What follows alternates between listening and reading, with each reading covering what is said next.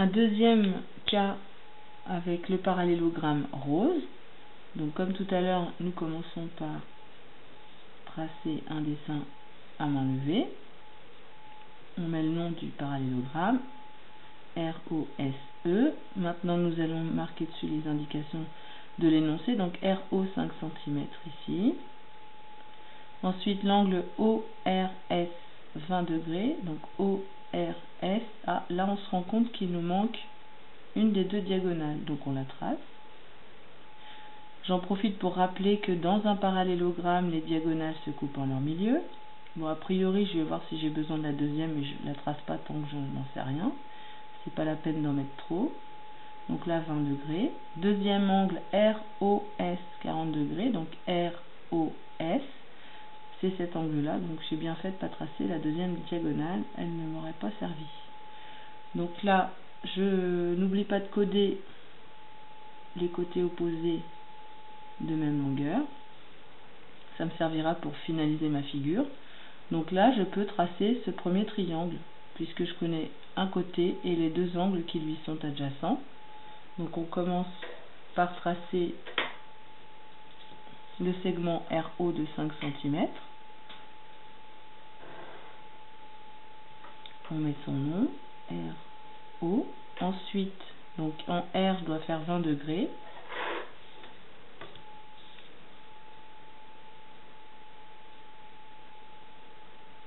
Donc là, je fais bien attention à choisir les bonnes graduations, celles qui sont sur le segment qui est tracé. Donc là, le haut qui est à l'intérieur, 20 degrés. Je trace. Maintenant, je suis obligée de faire 40 degrés en haut. Donc attention, il s'agit des graduations qui sont à l'extérieur. Donc 40 degrés ici.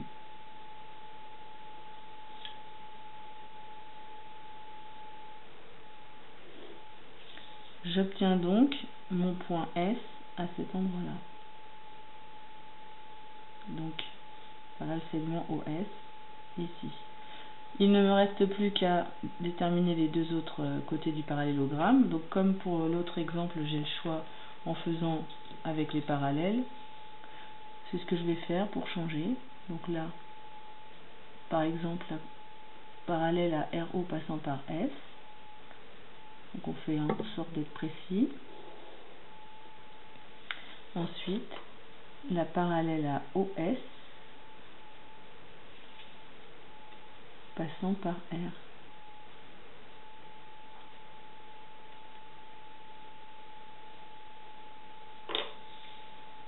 Je n'oublie pas de placer mon dernier point. Je code les longueurs égales.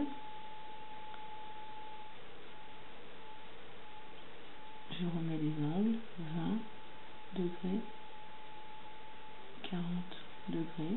Bon, je devrais même coder différemment ici. Je vais le faire là maintenant. Et ensuite ma longueur de 5 cm. Je vais juste vous remontrer au compas les longueurs égales, parce que ça souvent ça pose problème.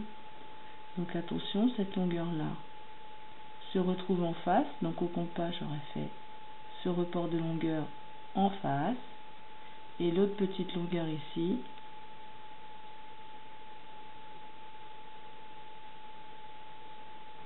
j'aurais reporté cette longueur là en face. Il faut bien faire attention d'enlever le compas du premier segment, se déplace bien.